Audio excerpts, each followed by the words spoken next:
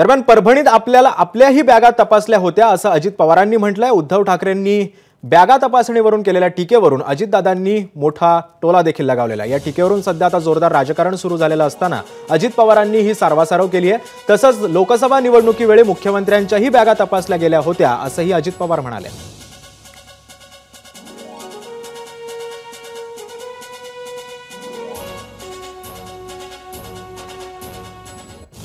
माझं अमोल घाटे नाव आहे।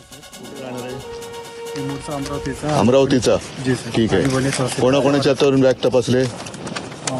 आता जस्ट नाही माझी तपास।